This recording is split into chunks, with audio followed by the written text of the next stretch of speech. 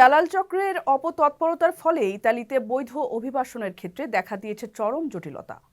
চলমান স্পন্সর ভিসার আবেদনও করতে পারছেন না বহু বাংলাদেশি। তবে অবৈধভাবে ভূমধ্যসাগর পাড়ি দিয়ে দেশটিতে প্রবেশে বাংলাদেশিদের ঢল অব্যাহত রয়েছে। চলতি বছর 11,000-এরও বেশি বাংলাদেশি সাগর পাড়ি দিয়ে ইতালিতে প্রবেশ করেছে। চলতি বছর শুধুমাত্র ভূমধ্যসাগর পাড়ি দিয়ে ইতালিতে যত প্রবাসী এসেছেন তাদের মধ্যে শীর্ষে অবস্থান করছে বাংলাদেশ। ইতালিতে 2025 সালের জন্য স্পন্সর ভিসার আবেদন প্রক্রিয়ায় আগাম ফর্ম পূরণ শুরু হয়েছে। নভেম্বরের পুরো মাস জুড়েই করা যাচ্ছে আগাম ফর্ম পূরণ। এই আবেদনের ক্লিক ডে নির্ধারণ করা হয়েছে 2025 সালের 5, 7 এবং 12 ফেব্রুয়ারি। এরপরেও জীবনের ঝুঁকি নিয়ে অবৈধ পথে ভূমধ্যসাগর পাড়ি দিয়ে ইতালিতে প্রবেশ করেছেন বাংলাদেশিরা।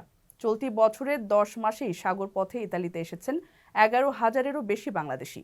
ইতালি প্রবাসীরা বলছেন, দালালদের কারণে বৈধ পথে আসতে না পারায় এ পথ বেছে নিয়েছেন অনেকে।